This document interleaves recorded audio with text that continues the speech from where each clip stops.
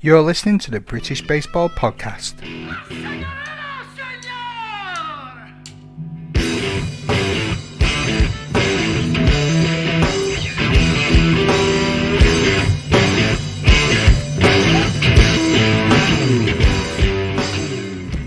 Hello, baseball family. Matthew here again with another episode of the British Baseball Podcast. And joining me today is a guest who played from 1993, starting off with the London Warriors all the way up until 2012. His sometimes volatile on-field temperament and undisputed status as being amongst one of the finest competitors of his generation made him one of British baseball's most compelling players to watch. Over his 10 seasons career in sanctioned competition, he hit .383 with a .585 slugging average and compiled a .750 winning percentage on the mound, going 33-11 with 22 complete games, with a 2.83 ERA, second best in British baseball history behind Simon Paul. These stats were compiled with many different ruthless performances, perhaps none more so than a complete game against the Bracknell Blazers in 2004, in which he registered 18 strikeouts, which is a modern-day record. And in 2009, at the age of 41, he was named the National Baseball League's most valuable pitcher and most valuable two-way player, having scooped a fielding award the previous season at third base. He was inducted into the GB Hall of Fame in 2014. Ladies and gentlemen, my guest this week is Mr. Cody Cain. Cody, how's things? Hi, Matt. Things are great. Thanks for inviting me to join you on the podcast. And so we have a little difference in our day. I've got a nice, bright, sunny day, and well, it's now autumn in England. Yep, you can tell straight away. It literally goes from being bright about this time to just being pitch black with no advance warning. So yeah, it's getting darker quicker and quicker this part of the world. I don't miss the dark, gloomy days. I will say that. But you know, ironically, I'm playing in living in Arizona and still playing ball here, and we had 4 rainouts this year. So living in the desert, and we had 4 rainouts and 6 games affected by rain. So there you go. It doesn't matter where you are, Mother Nature follows you. Indeed. So how's your week been so far? Everything going okay? Busy, you know, life is busy. You know, I've got, you know, new role and responsibilities here in the U.S. in the organic waste processing area, and it's really growing like crazy. And so it's an exciting time, you know, to be working in a growing space. Oh, that is interesting. But I'd like to know a bit more about you. But we're getting to here to talk about baseball, and I think the listeners would kick my buns if we talked about recycling for 45 minutes. So Cody, for those that don't have the pleasure of knowing you for as long as they have, aka me, why don't you tell us off about a bit about yourself, your family background, and how you got interested in baseball? Well, it started when I was 8 years old playing wiffle ball in the backyard with my dad, and you know, he introduced me to the game, and you know, when he realized I had some skills, obviously, because I was hitting balls, you know, over the fence in the back, and I took great joy in running around the bases multiple times as my dad went to fetch the wiffle ball I'd hit over the fence. It was only later I learned you're only allowed to run around once. But he took me down to a local Little League, and you know, I pulled out the only glove I had, which was one I'd borrowed from the neighbor, a 1950s glove. It's too bad I don't still have that. I think I lost somewhere in one of the many moves I've had in my life, but it was an old time glove. And that was my first glove, a 1950s, you know, old timers glove.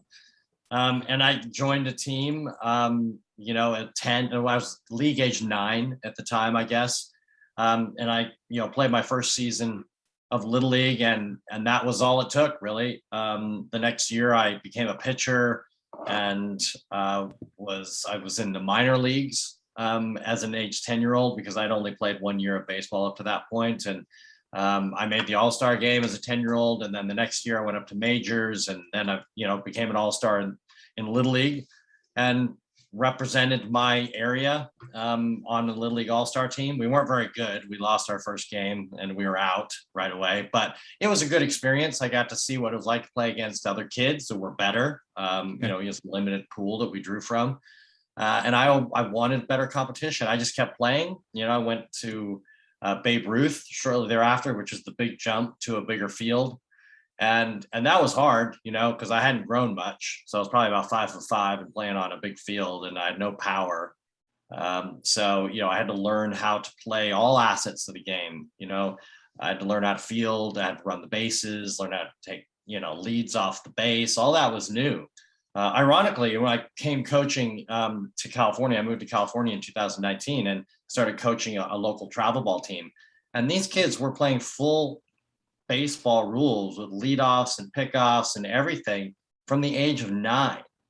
So it was quite remarkable to see these like miniature baseball players running around playing the game as it is played on a big diamond. It was quite interesting to see, because that hasn't been my experience, and that wasn't the experience in England. So we don't really teach the full baseball rules in England. We just teach the basics of Little League. And there's definitely an advantage to that. I mean, these kids, they were exceptionally talented, not necessarily very big, bunch of Latino kids, and they were small, but they had the fundamental skills. And, my dad told me that he thinks it was to my advantage that I grew late in life, because I got to develop my coordination before I started growing. Because some of the kids that I knew grew like 6 inches over a summer. So they lost all coordination and couldn't really play the sports anymore because they tripped over their own feet. But I didn't have that experience. And I slowly grew into the height that I am now, which is 6'1". But I was convinced forever I wasn't going to grow, and I was going to be small. And I don't think my parents will admit it. I even think my sister was 2 years younger than me, got taller than me at one point. And so, I just really thought it was never going to happen. So, when I did start to grow into my body, it started to help. And that was in high school, where I started to get to my full height and I started to throw hard. I'd gone to a baseball camp every year from Christmas to New Year's when I was in high school. So from freshman year through senior year. And it ended up, I got recruited to go play college ball there at Lewis and Clark College. But I learned so much at these baseball camps. And I ran baseball camps in England as well, because it can't be overstated the value of getting that external coaching and getting the insights of those who've played at a level that as a player I'd never played before. I got to see what was possible. I got to see what a good quality baseball player looked like. And they would have pro players drop in. Harold Reynolds, who is now a commentator for ESPN, he was a coach there. One of my contemporaries, Kent Bottenfield, who ended up playing 10 years in the big leagues, as a journeyman, won 18 games for St. Louis one year. He was, at my age. He got drafted, but he was tough. He was a guy I never beat the entire time growing up. There was always that one kid, and that was this kid, Kent Bottenfield. But when I got to college, it was, it was a very different experience again. You step up that next level, and, you've got the best of the best are now in college, if they haven't been drafted at, by this point, but you still got, the best baseball players. So I had to, again, kind of identify what are my strengths, what are my weaknesses, and I realized that, I wasn't throwing the ball 90 plus miles an hour. So I got to be accurate. I've got to hit my locations, and I got to learn different pitches. They taught me a changeup. Like, I never wanted to throw a changeup when I was younger, because I was sure that it just made it easy for the other player to hit it. But when I started to realize the value of throwing a changeup, it's now my favorite pitch to throw as a pitcher, because I throw hard enough where I can get guys, just chasing, slow pitches. So I found value in these camps and the tuition that I was getting all through, stepping outside of what was my just local team, right? Because that, it's hard to get coaching from your local manager, because they got a whole team they got to worry about. You got to make sure their people are on time, the field's ready, you got the plan for practice, and you know what your lineup's going to be. It's a lot of work. You don't have time to spend individually with each player. So it's really valuable, and I can't recommend that enough. There's some opportunities in England. The camp that I used to run, sadly is not happening now, but it was an opportunity to expose players, new or more experienced, to new ways of looking at playing the game, and we all need that. We need a new refreshing view on how to improve our own abilities, whether that's in baseball or whether that's in the rest of life. That's interesting. So you mentioned there about, just want to touch one or two things with you, about you developing a new pitch. and you never really thought you were going to change pitch, throw change up. What tips then have you got for any of the young listeners that might be listening that are interested in pitching or that are pitchers? Well, I would say if you want to be a pitcher, then you got to throw at things. When I was growing up, I'm not recommending this necessarily, but I threw snowballs. We don't get a lot of snow in England, but up in the north, you get a bit more than they do in the south. I would throw acorns, I would throw dirt clods, I would throw baseballs, I would throw, pine cones, I would throw anything I could throw. I would always, pick points to aim at. I would get a ball, I'd throw against the wall. I would, make out a strike zone. I would throw to the strike zone. I used to throw to a tennis ball against the steps, in front of my house. Used to drive my parents crazy, I'm sure, but they never complained because they knew where I was. And I would throw at the steps. I'd try and hit the corner of the step so that the ball would shoot and I'd have to go run and try and catch it. So if it didn't hit the corner, I would end up having to field a ground ball. So I just developed all of these kind of games around throwing anything, really. Throwing a tennis ball, throwing a baseball. And that was really how I got good at pitching, was just throwing things all the time, and I know sometimes we get stuck here. Kids just like, oh, well, I have practice once a week and that's all I'm going to do. I'm just going to throw once a week. Well, I guarantee you, if you're throwing once a week, you're not going to get better. You're going to get marginally better, but you really have to work on it. I'm playing in a league now and, I only throw every occasionally. And whenever I do, it hurts because I'm just not in throwing condition. Yeah. So, it happens, to all pitchers. You really just got to keep pitching. And I would say stick with, especially when you're under 15, you got to stick with just straight pitches, fastball and changeup. You can start to add, curveballs and, other things like that. But I really don't like to even advise that for young athletes until you've got your proper throwing mechanics down. You've had some time under your belt. You know how to take care of your arm. Not, because a lot of kids end up hurting themselves because they try and throw pitches they don't know how to throw. I was guilty of this. I taught myself to throw a curveball, and so instead of throwing like this, I started throwing like this. And what does that do to the elbow? That just totally torques the elbow. And at 14 years old, I couldn't even open a drawer with my right hand because it was so sore from throwing these little flipped curveballs up there on a big field. So I had to relearn how to throw pitches so I didn't hurt myself. But I lost, 3 months of a season because my arm was sore because I was throwing incorrectly. So a lot of that, I know Will Lintern, shout out to Will. He's working on some throwing mechanics stuff that he works with cricketers and baseball players. And he's a good kind of guy to work on that because he's got exposure with both.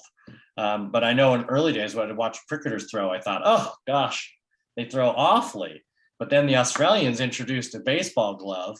And then the Australians started to learn how to throw because they could practice throwing to each other without hurting their hands.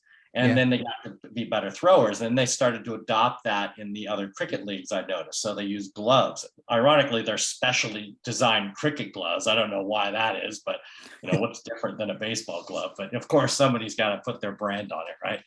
Yeah, indeed. But it's a good shout that with Will. I did his off-season training program. And I think now that there are that many opportunities for athletes to throw and not have the excuse to not, like he had the ball in the sock and like taping a sock to your arm so you can just throw in your house, in your room. You don't even need a field or back doors. You could literally do it as long as you can extend your arm.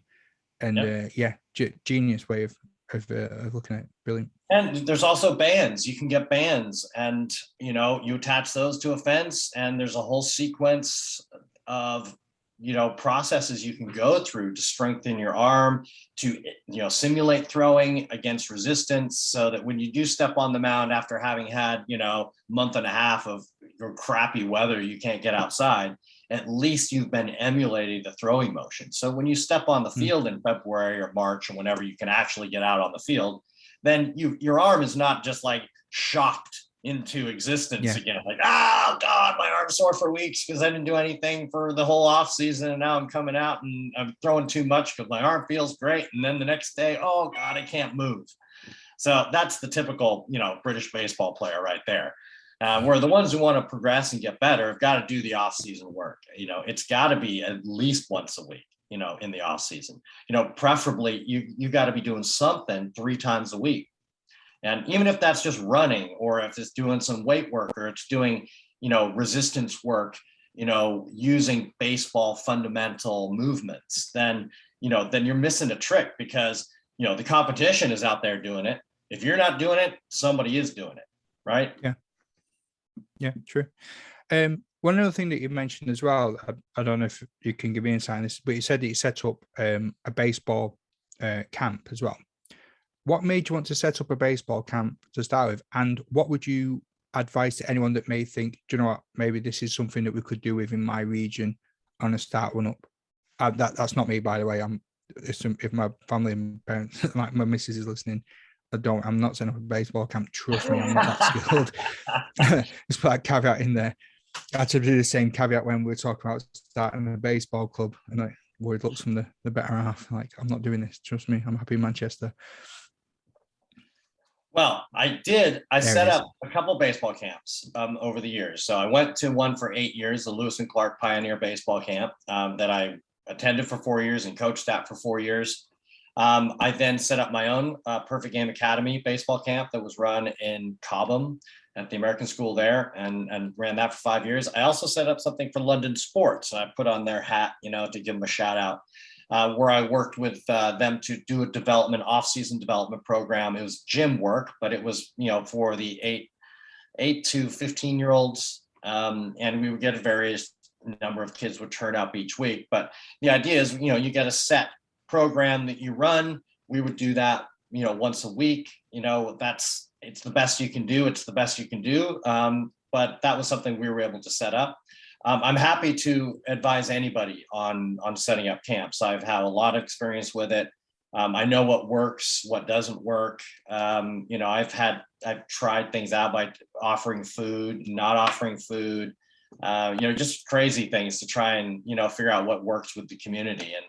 And it's not the same, it's not going to be the same for everybody, right? If some kids can take a lot of baseball, others can't, and you have the same problem. You throw something out there in January or February, all these arms are sore. They come out and throw for a couple of days and their arms are sore. So a lot of what we do in camps is we work on the fundamentals. You work on getting your mechanics right and trying to do it the right way, because in the off season is the opportunity you have to work on the things you don't have time to do during the season. If you're in a slump, you might have to do something to change what's going on. But most of the time it's just a matter of time, you keep going back out there and trying. And in the off season, you want to get more power. You need to work on, some things getting started earlier, a little more torque in the upper body. Well, then you have to make a plan for that. You want to throw harder. You got to build more leg strength. You got to develop more torque, upper body, lower body, hip separation, which creates torque. So there's a lot of things you can use a camp for. Mental discipline. This is something I learned at a baseball camp. I remember we were sitting in a lecture room, in a college lecture room, and there was a hypnotist who came to give a talk. And mind you, this was in 1983. And so this kind of mental game of baseball wasn't really, caught fire yet. And it was still kind of early, sports psychology. So this guy was doing a demonstration of, I guess, hypnosis is probably the best way I could describe it. So he had these guys and, up on stage, and he was power suggestion, getting them to raise their arms and do these kind of crazy things. And, I kind of didn't really know what to think of it. So I just sort of parked the whole thing. But at the end, they gave us a pamphlet, and that pamphlet was how to do self-hypnosis. And for some reason, I just put it in the bag of everything else I collected from the camp, and, went home, and I didn't think much of it. And I went to my freshman year at high school baseball, and I started the season, made the team, started the season hitting 1 for 13. And, I had thought I was for sure a professional baseball player. This was my vision in my life, for myself. I was going to do anything to be, be a Major League Baseball player. And all of a sudden I started my freshman year of high school 1 for 13. I mean, I really didn't even know what to do. I didn't have any answers. The only thing that popped in my head was this brochure that I had got, this pamphlet that I got from this self-hypnosis like session. And I went and found it, dug it out, and I started following it, right? And I did exactly what it said, the night before my next game. I then went out to the field and I separated myself from the rest of the team. I sat on the bleachers and I went through this mental, process. And my buddies were making fun of me, and I said, I don't care, man. This is life or death for me. This is like, I'm going to be figuring this out, or I'm not going to be playing ball anymore. Yeah. And in that game was arguably the best game I ever played in my life. Ended up going 6 for 8 with 10 RBIs. I pitched the game and we ended up winning 33-3. So nice. I went from having the worst season to having one of the best games that I ever played in my life to date. And that just woke me up. Honestly, that woke me up to such an extent that I said, okay, well, every single game I'm going to be doing this. And then I got to the point where, okay, well, rather than just every single game, what else can I use this for? Well, I can use this for my schoolwork.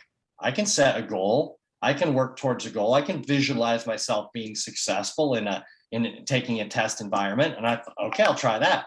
And so I started to do that in high school. And I'd started a little bit slow in high school, not great grades. And by the time I finished, I was a straight A student because I basically applied the same principles that I used in baseball, and the visualization techniques and the predicting my own future techniques that I learned in baseball. I applied them in other parts of my life. And the results have been miraculous. I mean, I can say nothing less than that. And there's lots of studies out. There's lots of anecdotal support for visualization, affirmations. There's also a lot of clinical and scientific research behind this. The CIA has recently declassified a lot of information where they talk about how you can use the mind to control your state, and how all the testing that they've done for lots of years on controlling the human brain to get it focused. So, there's a lot of examples of that in our modern society today, really, about how utilizing the mind and visualizing yourself being successful is really what it is all about. If you do not incorporate that as an athlete, you will not reach the highest levels. That is just a fact, because all the most successful athletes utilize positive visualization. That's amazing. Wow. Just think what happened if you just bin that pamphlet without even going and sliding doors mode. Can you remember what was on it? And let me get a pen and paper. Well, actually, you know what? I wrote a book called The Outstanding Youth Coach. And it is available on Amazon. I'm not selflessly plugging it, but all of the stuff that I have learned, and I tried to translate into a document that a coach with limited experience in whatever sport it is could apply to the sport that their child or the sport that they're coaching. So, a lot of times as a parent, you get yourself in a situation where, hey, I wanted my son to play baseball, but he played, a little bit of baseball and then said, no, I want to play football. That's what I want to do. All my friends play football. And he was good at it. Okay, well, the first death for me was the death that my son was not going to be following my footsteps playing baseball. Okay, I can get over that. But now I want to talk about football. How do I make him the best football player? How do I help him to become the best football player? I didn't play football growing up. I had one game and decided it wasn't for me and went back to baseball. But, I know that there's the same concepts of mental discipline apply for any sport, whether it's an individual sport like tennis or swimming, or whether it's a team sport like, football or baseball or basketball or cricket. So, the same fundamentals apply. And what I tried to do is incorporate all of that into assisting coaches to help those players that have, challenges, and those players who are skilled and they're pushing the envelope. What do you do with those players? What do you do with the player that's better than everybody else? If you're a coach, you don't have any experience in the sport, help, right? So what you can do as a coach is you can work on the mental side of the game. And that's just as important, if not more important, than the physical side. Yeah. There was an experiment that was done, and I talk about this in the book, where there was a research scientist who who took 3 control groups, and they had them all shoot free throws. And the first group, they took aside and they said, right, you're just going to do nothing for 1 month. And then you're going to come back and we're going to shoot free throws again. The other group, he had to shoot free throws every single day for a month to be retested in a month. And the third group had them visually practice shooting free throws, but not actually pick up a basketball for a month. Guess what the results were of that final test? I want to say the group that did nothing. The group that did nothing. Guess what they did? They performed the worst. Yeah. The group that did the positive visualization improved by 25% without picking up a basketball. The group that practiced physically improved by 26%. Wow. So the increase in performance was just as impressive from the practicing in the mind as it was the physical practicing, because in the mind, there is no differentiation between reality and fiction. So if you can train your mind to see itself being successful over and over and over again, the body just emulates that. There's no thinking involved. That's why you have these concepts of you're consciously incompetent. You are conscious, then you are consciously competent, and then you're unconsciously competent. So the best in the world are unconsciously competent at whatever they do. You know, when Ronaldo has the ball at his feet, you know, he doesn't think about what his next move is going to be. He unconsciously just, you know, reads the defense, reads the environment, and is able to interpret faster than everybody else because he is so damn good at what he does. Yeah. Whereas a new player, you tell them, give them instructions, and they're actually playing out the words you're saying out loud sometimes while they're doing the action. So they are consciously incompetent, and everything takes a long time. The more you practice, the closer you get to being unconsciously competent, right? And that's the highest level you can achieve, and that you can only get there through practice. Well, if it's raining and miserable outside, you know, in Northern England, you can't get outside and practice, but you can practice in your mind.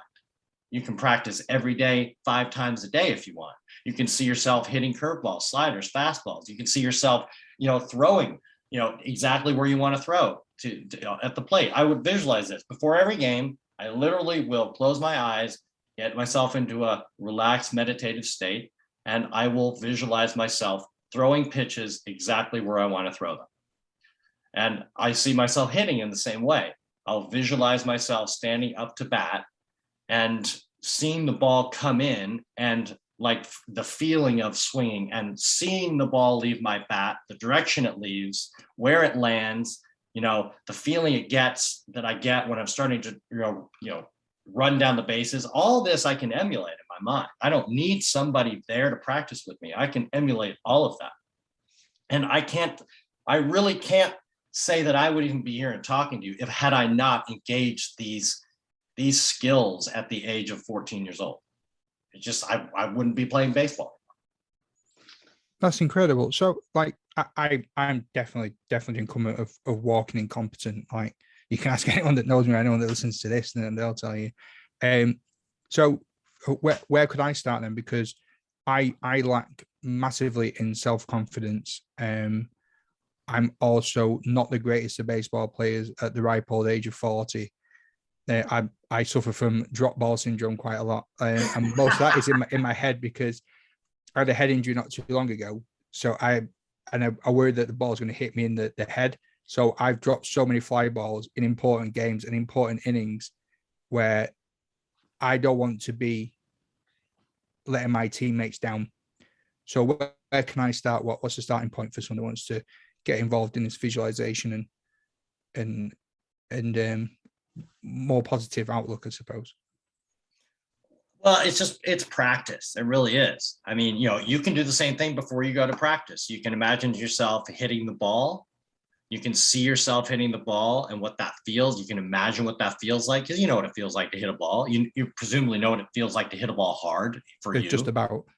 Yeah. But, that's what you have to go back to. I always, when I talk to students, young players, I try and get them to, when they do it right, I try and make them stop right then and remember exactly what they felt at the time that they did it right. To stop, really consciously internalize what that felt like. And at the time they do it, they're not thinking, they're just doing. And that's exactly where that comes from, is not thinking, just letting the body do what it's supposed to do. But it's being able to recognize when that is happening. Because when you're consciously incompetent, you're always trying to fix everything you're doing all at once. And it's hard. It's because you get frustrated because you're not doing this right, because you're focusing on this. And so we have to keep it really simple. Just keep simple goals.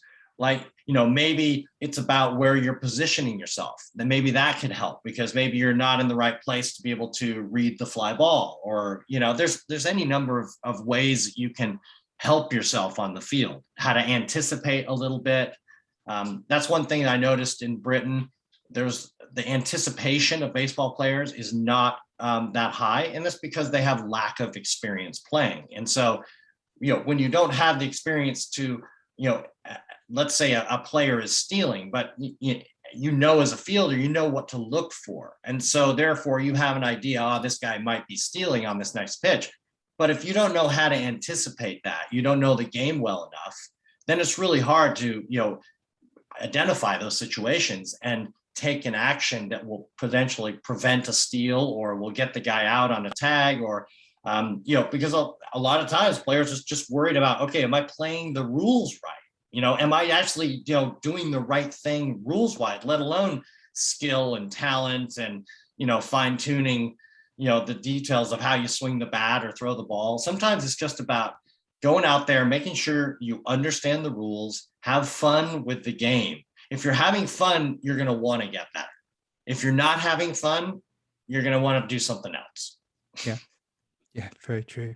Yeah, one of my biggest issues is overthinking everything. I think that's what I need to then just let myself go and just try and play. Well, to that point, and I think it's a really good point you raised there, Matt. Overthinking is the curse of every athlete. It doesn't matter whether you're, a weekend warrior or whether you're a professional athlete. I mean, the overthinking will bring everybody down. And I was just as guilty of that as anybody as a player. You tell me in advance, my college coach would stop telling me in advance when I was pitching. He would just tell me on the day, Cain, you're on the mound. Just throw me the ball. That was so much better for me, because it didn't give me a week to overthink everything. Yeah. And get myself in that peak state. And I would just listen to motivational songs. And I'd be and by the time I got to the game, I'm like, I'm ready to hit, coach. Let me in. Whereas that is not the type of mentality that I needed as a pitcher. I needed to be cool, calm, and collected, unflappable, not letting the umpire affect me, not letting the opposition affect me, zero in on the target. And that was really the only thing that kept me going, because I'm an emotional player, as many will attest to. And so for me to keep that under wraps really required a lot of focus, a lot of energy, a lot of channeling of aggression into, one pitch that's going to go there. That has been hugely beneficial for me in managing my emotions as an adult, is knowing that I have that ability to channel it, and not taking excuses, for myself. I have to continue to improve as a human, and I've proven to myself that I can channel my emotions on the baseball field. So if I can do it there, I can do it anywhere, right? Because there's far less pressure and things like that. So it's good for my relationships as well. Brilliant. Oh, that's so fascinating. That's absolutely amazing insight. Brilliant. Thank you so much for that. And just completely went off piste, and that was superb. I suppose we better bring it back more towards you as well, instead of all this fantastic advice. And by the way, let us know where we can get copies of the book, and I'll put the links in the show notes so people can. Amazon. It's on Amazon. Just Amazon. All right, I'll put links on Amazon in there, and Christmas just around the corner. Or well, depending on when you listen to this, it could be birthdays, anything. Don't wait for an excuse to treat yourself, people. So how did you end up playing in Britain? What was it that attracted you to playing baseball in this country? Well, I was living in Taiwan at the time when I basically got the call I volunteered to open an office for a publishing company in England. And so I basically took the job. And then when I took the job, I didn't even know they were playing baseball in England at that point. And I went to the American club where my roommate worked as a tennis pro. And I picked up the USA Today, which was my Bible for all things sports and statistics, because it was the only source of information I could get in Taiwan. And just so happened, I opened it up and there was an article about British baseball and a guy named Brad Thompson, who ran the London Warriors. And so I literally cut out the article. I still have the article to this day. And I brought it with me on my way to England. And there was no internet at that time. I think it was 1993. And so I turned up in England. I, looked up the name of the company that Brad worked for and got hold of him on the phone. And one thing led to another. And I was playing with the London Warriors in my first season. And in fact, there was a book written, it's called 9 Aces and a Joker. And this is 9 pitchers who have excelled in British baseball, and is written by or edited by Joe Gray and Project Cobb. So they've done a lot of research on British baseball, accumulation of statistics, and it's a really interesting insight into a lot of the great historical pitchers in British baseball history. And I've got a chapter in here as well, and it's also insightful as to my background. So if anybody is looking for this, I think it's also available on Amazon, but I'm not sure. Project Cobb probably has it available. Joe's actually put it up for free on Project Cobb. So I'll put the links again to that in the show notes. It's crack him. Yeah, is a good little read. Yeah, it's good. There's been a lot of work. Josh Chetwin has done a lot of research into British baseball history. Mm-hmm. He's another Hall of Famer as well. I've played against Josh, who was a fierce competitor. So he's written a lot about baseball, actually, especially in Britain. And, so there's been some stuff done, some really quality stuff. Yeah, exactly. Yeah, that's Josh's book there. For anyone that was looking then on YouTube, you probably got a slightly flash on my stomach because I was reaching up on the bookshelf to get this one down. So I apologize. That's one way of getting the explicit tag. So that was more about the history of the game in Britain and kind of what it was like, one of the old teams in history. So it's a snapshot of our past, but with also references bringing it to more current, baseball playing and records. Yeah. So there's a host of things out there as well. Yeah. The one thing I noticed on Cobb as well is there's a lot of fanzines on there, and there's Line Drive, and it always talks about the Warriors and the Enfield Spartans. What are your memories of those games? Oh, what a great time that was. When I first came and played in 1993, we ended up in the finals against the Enfield Spartans, and pitching for the Enfield Spartans was a gentleman by the name of Rob Nelson. Yeah. Now, Rob Nelson is infamous, because he invented Big League Chew with Bob Fountain in the Portland Mavericks bullpen, when, as he said it, at one point they announced him starting and they said, and starting today's game, 41 days between starts, Rob Nelson. So he was quite a comedian, and that was that team. It was the Inglorious Bastards, I think is the name, or something like that. It's a Netflix documentary of baseball. And it is fantastic. And Rob Nelson pops up in there. But basically get back on topic. So, in the final, we ended up playing Enfield, and who do I pitch against but Rob Nelson? So my first final in Britain is against Rob Nelson, and it ended up an epic battle that Warriors ended up winning 2-1. And it was fantastic because here was a guy who had literally created a life for himself to play baseball his whole life. So he created Big League Chew. He was living off royalties of its sale, and he traveled around the world playing baseball. He played in Australia. I think he was even in New Zealand at one point. He played in Holland. He played in England. South Africa.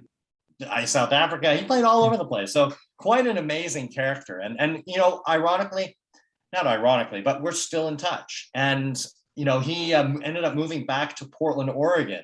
And I saw him a few years back at a baseball camp from my, or it was a coach's camp that my ex-coach at Lewis and Clark put on every year. Jerry Gatto passed away recently, and he was, an amazing mentor for me, and really helped me to become the man that I could become. You need those people in your life that challenge you, that are not your parents, that call you out on your bullshit, that make you stand up and take accountability for yourself. And he was one of those people in my life. And he's sadly missed, but his impact carries on. He's mentioned in my book, he has a philosophy that is the I believe philosophy. I believe in myself. I believe in my teammates. I believe that through hard work, I will achieve success. And I believe something good is going to happen. So this is still with me, 30 odd years later, and every one of my teammates, it's still in their lives.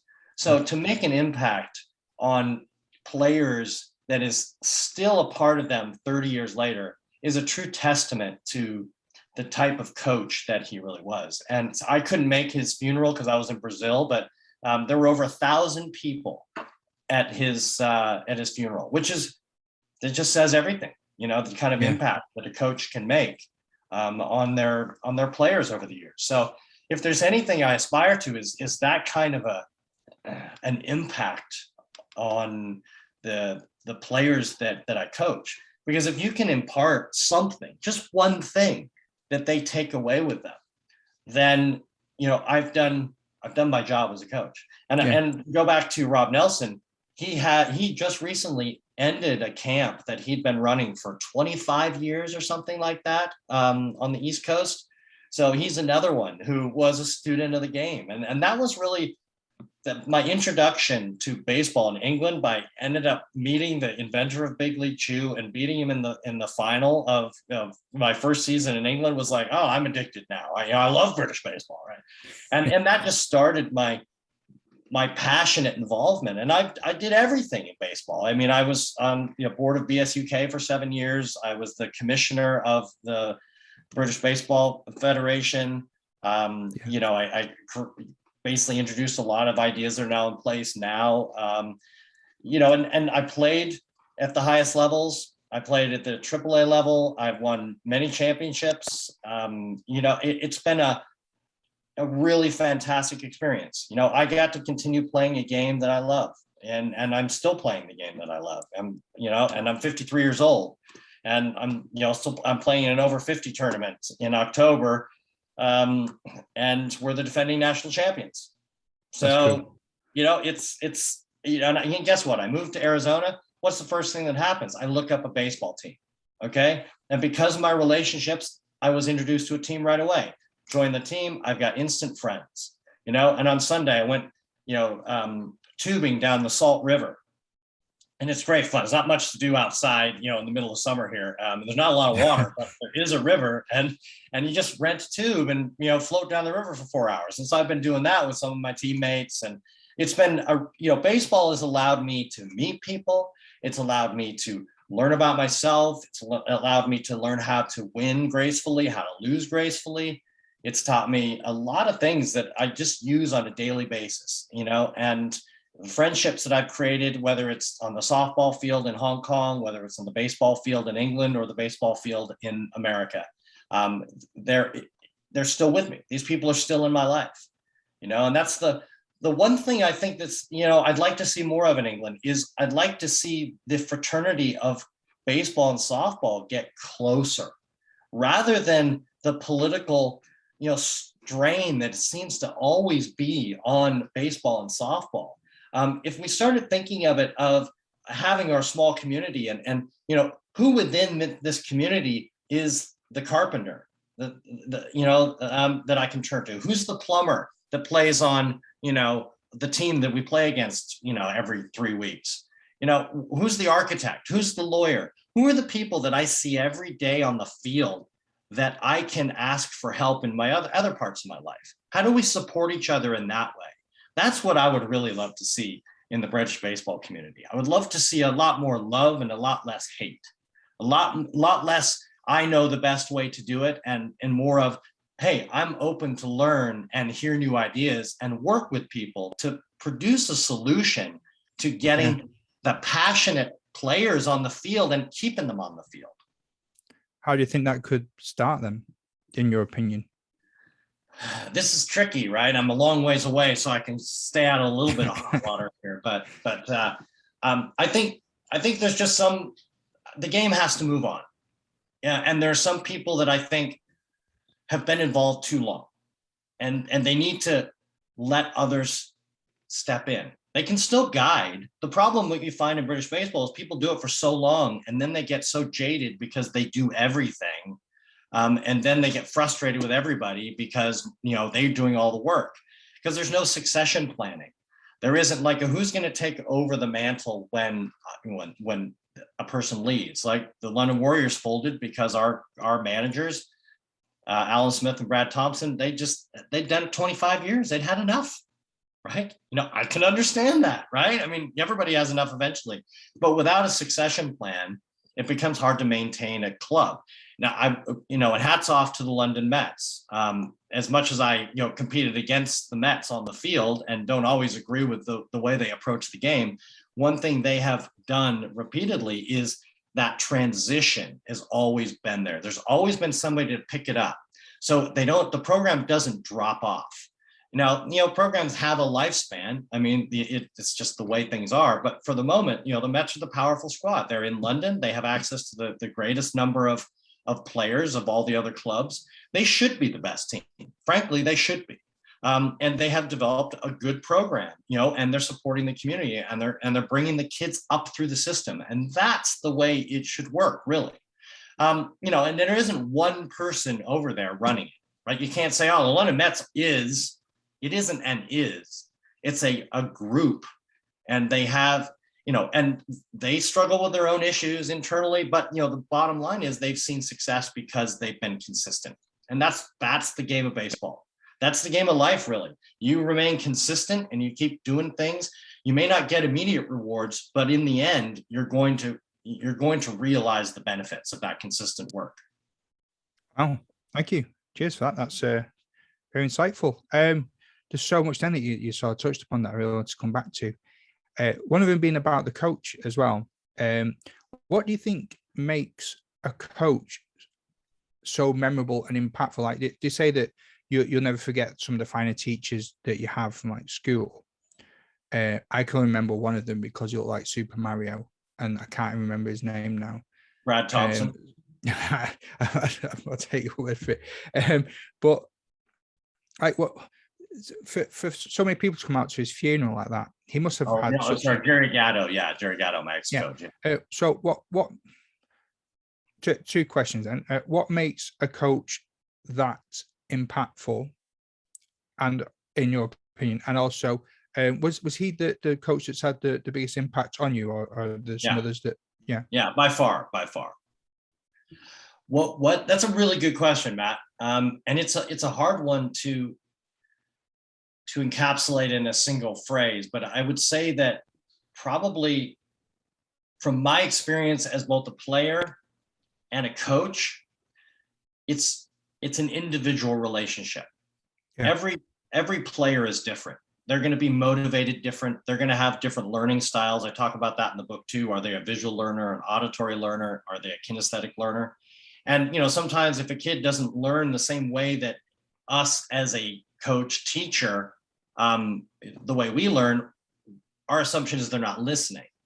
But the reality is they're listening in their own way.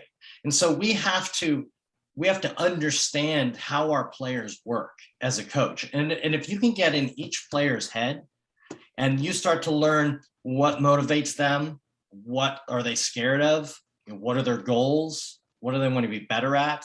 And, and as a coach, you have to tease this out of young people because they don't know how to answer these questions because they've never been given directions on how to answer that question. What does that mean? You ask somebody, oh, well, so what's your goal? I want to lose weight. Okay, well, how much weight? Well, I want to feel better. Okay, well, how much weight will make you feel better? Well, there's no specifics in any of this, right? And so you find most goals just are empty goals because there's nothing specific about it, and there's nothing to connect to. And I think that a good coach is able to help a player, first of all, figure out what they want to be better at, and then work with them to create a plan that will help them get better. And that's where the coaches really make an impact. Whether that's an emotional support system, whether that is a physical thing, whether that is a statistical type of thing we're looking at, it could vary. It really is different for every kid. And I think that's the benefit of having the relationship between the coach, the parent, and the child. And one of the things I want to do in this book is keep the vernacular, the vocabulary the same. Because if you've got the same vocabulary with the coach and the child and the parent, now you're all speaking the same language. Because oftentimes we'll find, a kid goes out and talks to his coach, he comes back with new terminology. A perfect example is the education system. They're teaching all these new ways of doing math. Well, my kids were coming home with this new math homework, and I'm like, well, you do it like this. They're like, no, Dad, you don't do it like that anymore. I'm like, well, shit, I can't help you then because I don't know the new way to do it. So, that's really about, the coaches have got to spend that time, right, with each player, and they have to work with the parents. We have to, if there's goals that are in place, well, let's make sure everybody knows what the goals are, right? And I used to spend time with some of the kids that I was doing some private coaching with, and we would go through their goals. What are your goals? Not just on the baseball field, but also in school. What about your relationships with your parents? Do you have a goal there? Would you like to have a better relationship with them? What might that look like? What could you do to improve that? So we started to use this goal setting technique as a way to look at the whole, one's whole life and look at it like that. And one of the players that I worked with, he really took this to another level. I mean, he really did. He wasn't the greatest baseball player, but he definitely worked harder than anybody else, on his team. It was, a player, James Barinello, who was on, the Cobham Cougars. Yeah. And, as a senior, he made the starting squad as a pitcher because he just worked so hard. And he ended up getting into Elon to go to college, and he had some learning difficulties. He didn't know if he could get in there, but he made it his goal. And he ended up getting in there. And we had these conversations. Well, is this too big a goal? Or there's no such thing as too big a goal. There's only such thing as too small a thinking. So if you set your eyes at the moon, well, you might not make it to the moon, but you're at least going to make it, higher than the tallest skyscraper. And that's pretty damn good. So it's really about, trying to give yourself every opportunity to succeed. And that's what a coach should do. Give a player every opportunity to succeed. And be their number one fan, right? Challenge them when it's needed to be challenged. And I can tell you right now, and I'm guilty of this as a coach, you can't coach on the field. You cannot coach in the middle of a game. It's too late. If you haven't done your coaching prior to the game, you're not going to help a kid by shouting out there as he's walking to the plate. Keep your elbow up, watch the ball, swing hard. None of that it's all meaningless to a kid who's walking up there just worried about getting hit by a pitch. And he's got to listen to dad or mom or grandpa or uncle or brother shouting at him to think about all these millions of things. What have you just done to that kid right now? He's a mess. Either he's learned to tune out, his parents, which they're really good at that. But, sometimes they don't. And then they end up just looking a mess and they're upset because they let everybody down. Yeah. And if we're as coaches, we recognize the fact we want our kids to succeed. So do I expect him to succeed if I'm coaching him every single step of the way? Same thing happens in football, right? The coaches shouting from the sidelines, parents shouting from the sidelines, kids don't know whether to listen to the parent or listen to the coach. They're running right and then running left and they lose their man. And next thing you know, the goal gets scored because there's too many coaches. And the same thing happens in baseball, right? You're not going to teach a kid to pitch while he's on the mound in a game. It's just never going to happen. You got to teach him to pitch on the sidelines, in simulated games, in scrimmages. And you cannot have expectations that are too high for kids if you're throwing them out there for the first time or if they're early in their career, and they're going to fail. They are going to fail. And the first thing they need to know is they're going to fail, and that you love them anyway, and that you're going to be supportive of them. And that even if they do strike out or get thrown out or they got caught stealing, it doesn't matter. This is the game of baseball. This is how you learn. Now you know you got to get a better jump. This is the instant feedback you get in the game of baseball that you don't always get in life. You definitely get it in baseball, though. You walk up to bat with the wrong attitude, you're sitting down pretty quick. Yeah. That's a fact. Yeah. Do you know what, Cody? This has been fantastic, and we are running out of time. And I've not even asked like 3/4 of the questions that I've got written down as well, and I'm not even that bothered because it's been lots of booking a part two. I'm happy to have a part two. I know I get a little carried away sometimes, but you found my passion. That's good as an interviewer. You found my passion. Thank you. Cheers very much. So I'm doing something right finally. And a shout out to Richmond as well. My old homies. If anybody sees that, I'd shout out to them. Yeah, definitely. Richmond got. I can't even think off the top of my head now. How did it this season? I don't think they made the playoffs, sadly, but no. Rebuilding. I've got 2 or 3 more questions before we wrap and get to listeners' questions. This one is for a series that was started by Drew Spencer, who's the GB national team coach at time recording.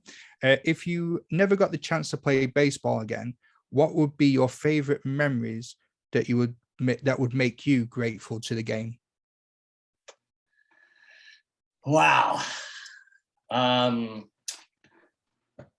Well, I made it to the College World Series. That was pretty amazing. That was a showcase event that I'll never forget. That is definitely one of them. Winning my first title in Britain and having beat Rob Nelson, to do so was a really memorable time for me. Times that I've spent coaching have been really memorable to me. I spent some time with a GB squad that went over to Poland to compete in the Little League European Championships. And that was an experience, in many ways for me.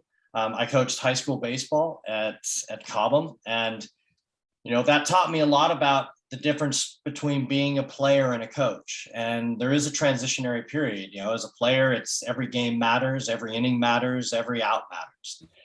And it's not that doesn't matter as a coach, but from a coach, the perspective is a longer term vision. It's about the development of my players. It's about, helping them to become better at their sport, as human beings, and seeing that growth and development, because that'll all manifest on the field with success. If you can handle all these other things, and it's great to be able to offer that back, because I learned this the hard way. I didn't have, apart from one coach, this was stuff I had to learn on my own through trial and error and reading and failing and succeeding and failing and lots of failing.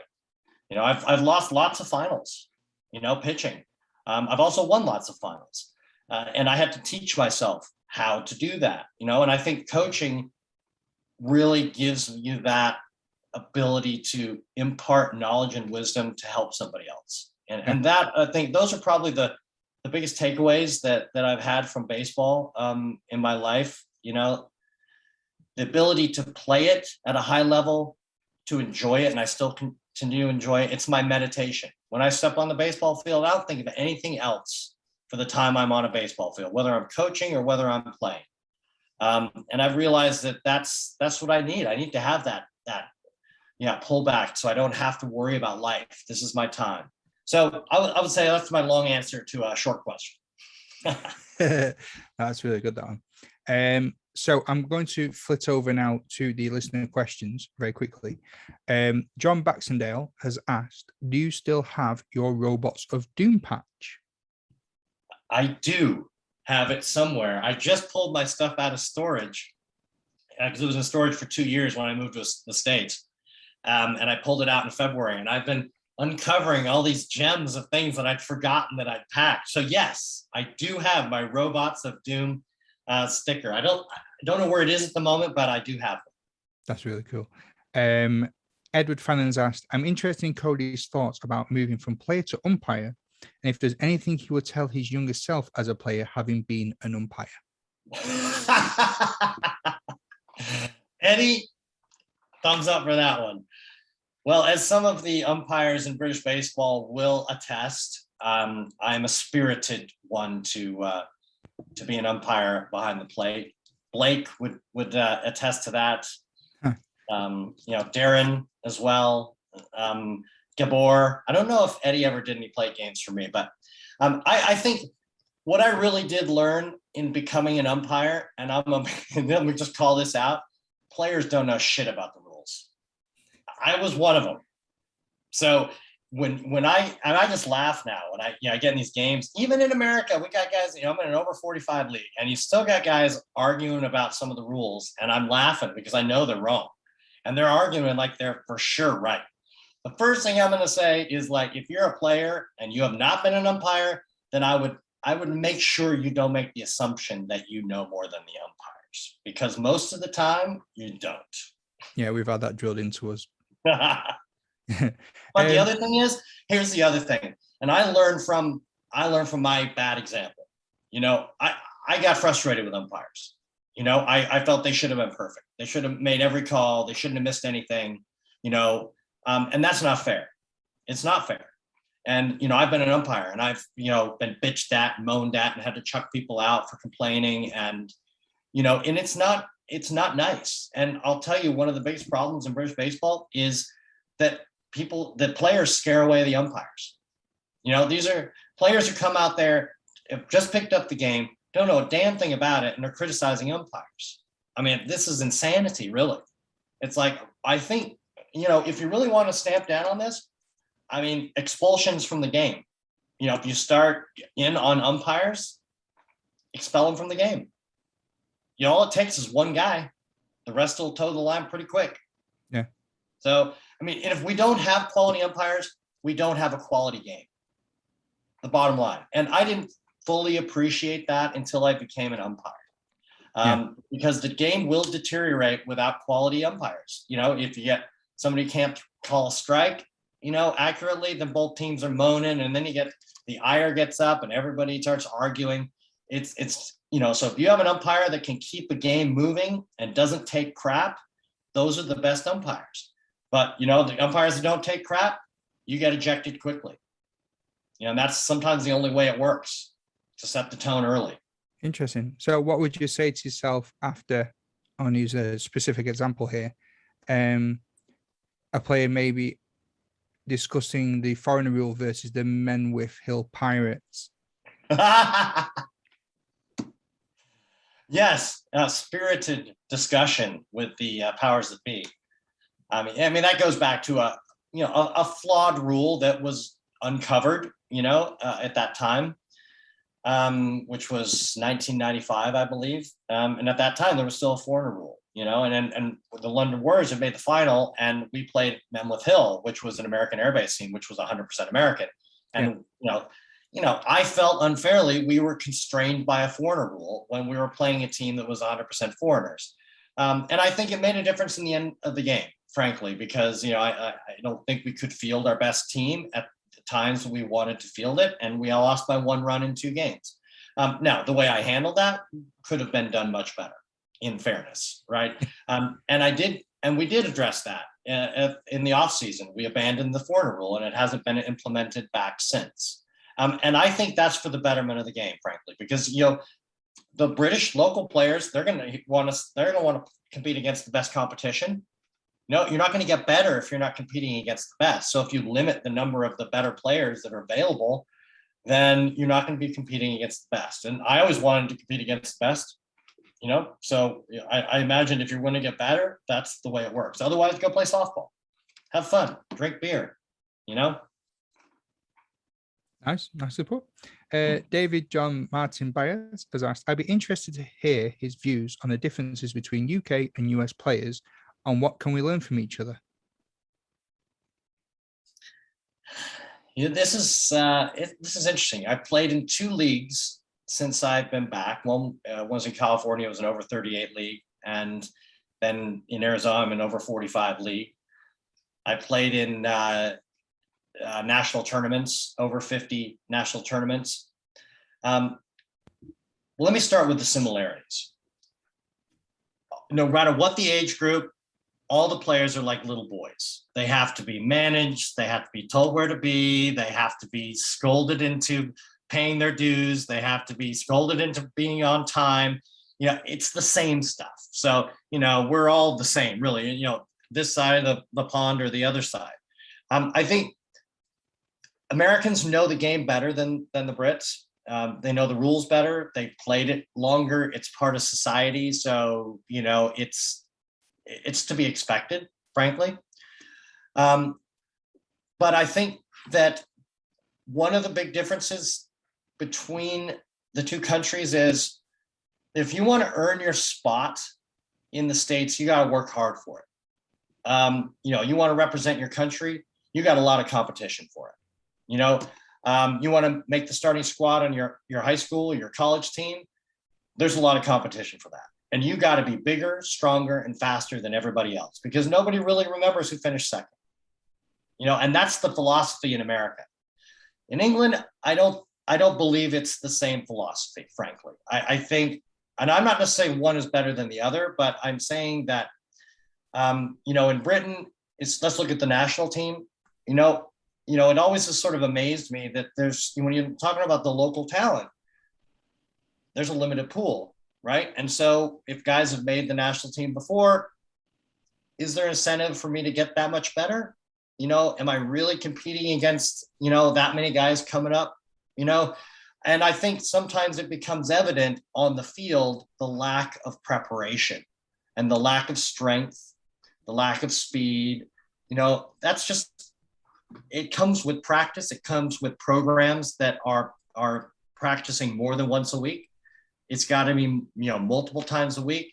And I think that's really the difference. It's just you can pick up the game as an 8-year-old, and you can be just as good as somebody who's from America. If you're the gene pool you're tapping into is the same. The difference is just the opportunities to play. That really is it. And there's more opportunities to play in America than there is in England. And so people get better faster. And that's really the bottom line. Giovanni JP Quixote also asked something very similar and said, what Dave said. So I didn't want to not have his question acknowledged. It was pretty similar to what David Martinez had said too. And that's pretty much it. That's all we've got time for. So it's tradition on the show to have the guests have the final word. So Cody Cain, the floor is all yours. Anyone you want to give shout outs to or any parting advice?